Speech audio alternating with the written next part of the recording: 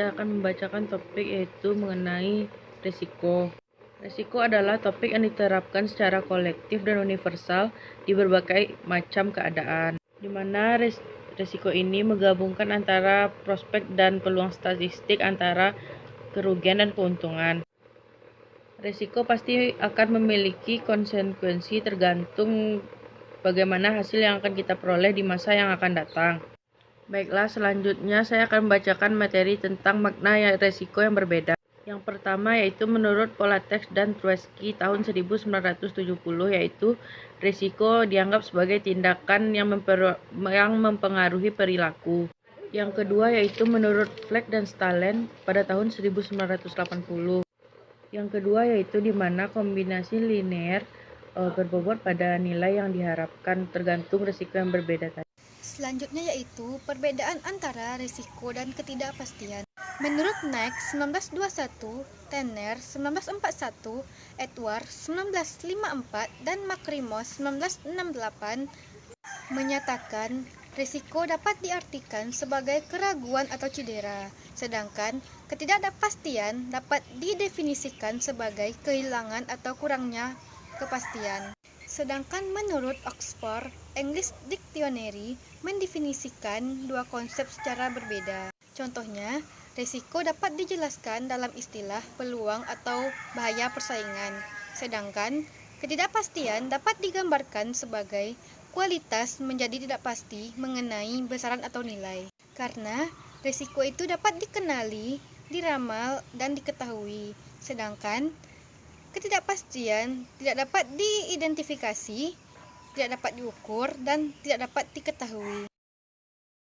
Risiko adalah topik yang sangat penting dalam literatur keuangan dan investasi, karena memahami apa itu dan bagaimana mengukurnya merupakan aspek sentral dalam mengembangkan rencana bisnis atau strategi investasi. Menurut Shah 1997, ada 5 konsep dasar perspektif risiko keuangan tradisional, yaitu yang pertama, preferensi dan sikap individu terhadap risiko pembuat keputusan diklarifikasikan menjadi 3 kelompok utama, yaitu menghindari risiko, netral risiko, dan pencari risiko. Asumsi utama MPT adalah risiko sebagai varian return pengurangan risiko melalui diverifikasi, pentingnya risiko beta dan CAPM. Yang ketiga, pentingnya volatilitas opsi dan risiko sekuritas derivatif. Yang keempat, alat-alat risiko manajemen keuangan termasuk strategi lindung nilai, durasi obligasi, volatilitas, dan asuransi portofolio. Yang terakhir, berbagai kategori risiko aset berdasarkan instrumen keuangan antara lain risiko suku bunga, risiko kredit, dan risiko kebangkrutan. Baiklah, di sini saya akan menjelaskan apa itu tradisional keuangan. Menurut statement 1999, dasar keuangan tradisional sangat menarik karena menggunakan sedikit alat untuk membangun teori yang terpadu dalam menjawab semua pertanyaan keuangan. Sedangkan menurut Miller 1999 dalam makalah yang berjudul History of Finance and Eyewitness memberikan daftar kontribusi paling signifikan dalam keuangan tradisional ada 5. Yang pertama, Modern Portfolio Theory atau MPT. Yang kedua, Capital Asset Pricing Model atau CPAM. Yang ketiga, Efficient Market Hypothesis. Yang keempat, Modigliani-Miller Proportion. Yang kelima, Opposition. Di sini saya akan menjelaskan konsep dasar perspektif risiko keuangan, yaitu menurut Shah 1997 mengidentifikasi masalah utama mengenai risiko keuangan dan investasi dalam tradisi keuangan. Yang pertama yaitu sikap individu terhadap risiko dalam pengambilan keputusan, yaitu diklasifikasikan menjadi 3, penghindaran risiko, risiko netral, dan pencarian risiko.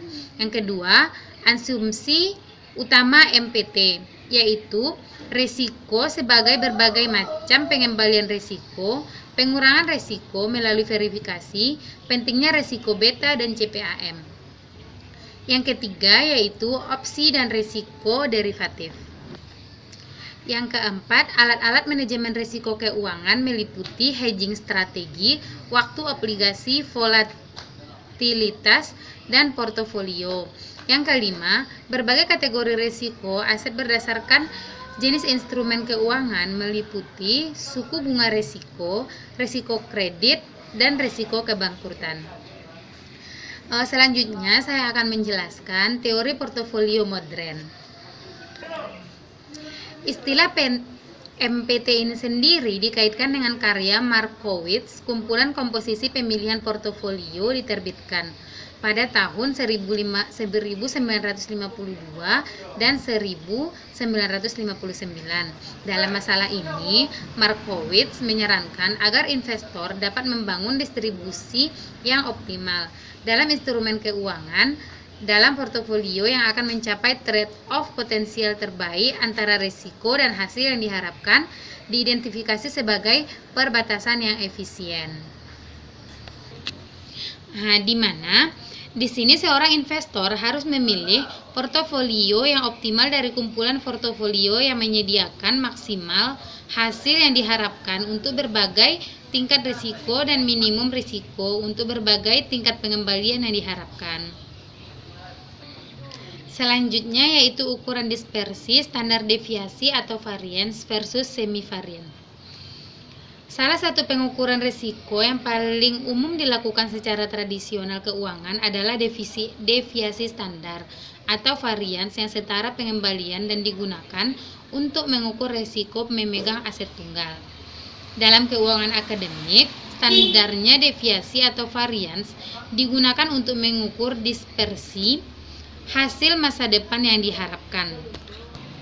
Variansnya adalah usia penyimpangan kuadrat dari semua penyimpangan dari mereka rata-rata dan simpangan baku adalah akar kuadrat dari varians tersebut. Ini menurut Evensky 1994. Yang keempat yaitu model penetapan harga aset total. Pada tahun 1964, Sharpe menerbitkan makalahnya mengenai harga aset modal A Theory of Market Equilibrium. Berdasarkan CAPM karya Markowitz sebelumnya tahun 1952 dan 1959, CPAM adalah matematika model yang mencoba menjelaskan bagaimana sekuritas seharusnya harga berdasarkan risiko relatif mereka dalam kombinasi dengan pengembalian aset bebas risiko. Risiko investasi dianggap dua komponen terpisah, yaitu yang pertama, risiko sistematis yang melekat dalam pasar keuangan seperti kondisi ekonomi dan pemerintah perubahan kebijakan. Dan yang kedua, berdasarkan risiko non-sistematis, faktor perusahaan tertentu seperti struktur keuangan dan ukuran nilai pasar. Selanjutnya yaitu debat hebat dalam keuangan akademik. Dalam konteks MPT, ukuran yang tepat risiko adalah beta, juga dikenal sebagai risiko sistematis, yaitu hanya peduli dengan jenis risiko yang berhubungan dengan pasar. Beta adalah ukuran komparatif risiko yang mengungkapkan volatilitas saham atau portofolio terhadap tolak ukur pasar. Di lain kata, beta dapat didefinisikan sebagai perubahan relatif di pengembalian saham dengan adanya perubahan dalam pengembalian pasar. Beta dalam kerangka CPAM memainkan 3 faktor penting. Yang pertama, metode untuk meramalkan portofolio exposure sistematis atau risiko pasar. Yang kedua, ukuran risiko realisasi exposure terhadap total risiko pasar. Dan yang ketiga, teknik untuk meramalkan hasil yang diharapkan. Dan yang terakhir, saya akan menjelaskan mengenai sudut pandang dasar tradisional peneliti keuangan, tujuan atau kuantitatif sifat risiko. Risiko objektif bersifat kuantitatif, yang didasarkan pada kejadian masa lalu dari suatu peristiwa yang dimasukkan ke dalam penilaian numerik untuk memperkirakan risiko untuk jenis keamanan finansial, situasi, dan keputusan tertentu. Mereka yang berada di camp keuangan tradisional menekankan perspektif resiko ini sebagai mode investasi paling efektif untuk mengelola berbagai sekuritas keuangan. Ukuran objektif risiko didasarkan pada sejumlah observasi atau kalkulasi dengan fokus pada data panjang selama periode waktu tertentu. Probabilitas objektif adalah ukuran frekuensi relatif dari peristiwa alternatif dan hanya berlaku untuk peristiwa yang berulang di alam dan memiliki distribusi frekuensi dari mana pengamatan dapat ditarik dan kesimpulan statistik dapat dibuat. Apa itu pembiayaan perilaku? Dalam istilah akademis, keuangan perilaku adalah disiplin yang mendukung teori dan subjek psikologi yang didorong oleh teoritis untuk menjelaskan anomali pasar keuangan. Selanjutnya, perilaku keuangan mendukung gagasan bahwasannya untuk mengambil keputusan investasi secara individu itu dipengaruhi oleh faktor-faktor subjektif atau kualitatif seperti heuristik, perasaan, dan juga sikap. Pada tingkat yang luas, seseorang dapat menganggap perilaku keuangan itu terbagi menjadi dua bagian. Yang pertama, psikologi investor. Literatur dari psikologi investor ini menunjukkan bagaimana cara-cara investor menyimpang dari rasionalitas. Yang kedua, batasan arbitrase. Literatur dari batasan arbitrase ini adalah menunjukkan mengapa tidak selalu dan tidak disarankan untuk bertaruh melawan penyimpangan dari rasionalitas tersebut. Secara khusus, teori keputusan perilaku telah menjadi teoritis yang mapan baik dalam bidang ekonomi perilaku, psikologi, maupun keuangan perilaku. Ada 4 prinsip utama perilaku keuangan. Yang pertama, kehilangan kerugian.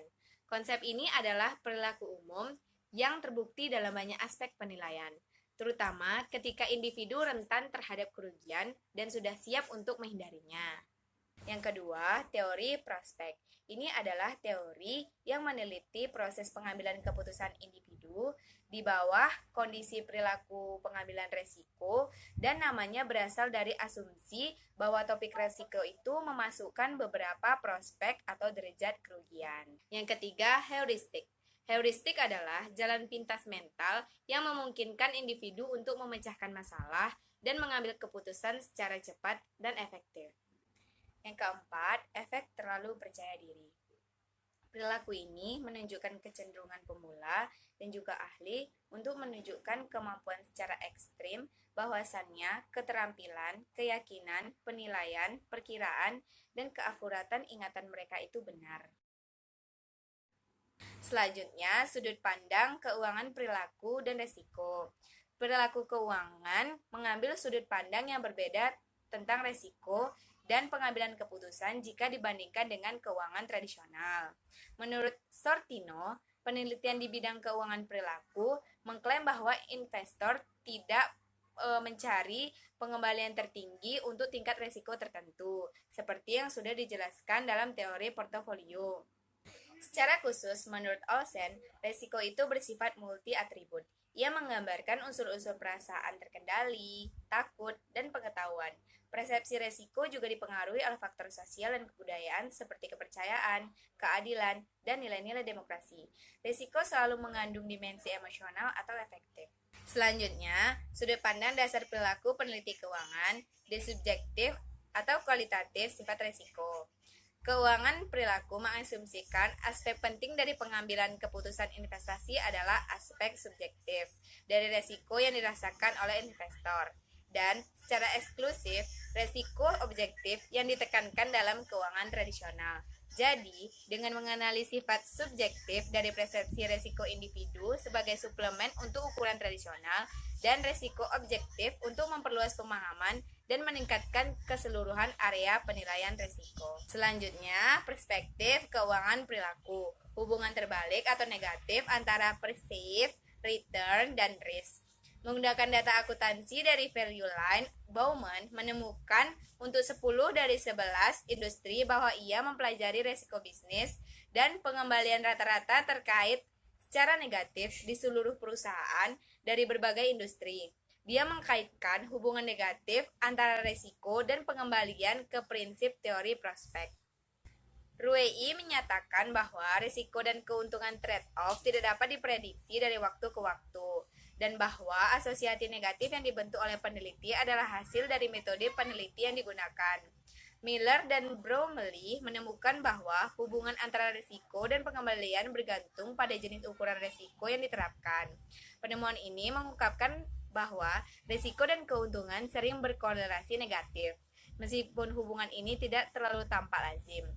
Dalam ranah ilmu sosial, hubungan terbaik ini dievaluasi dalam bentuk persepsi resiko dan persepsi keuntungan atau manfaat. Sekian penjelasan materi dari kelompok kami.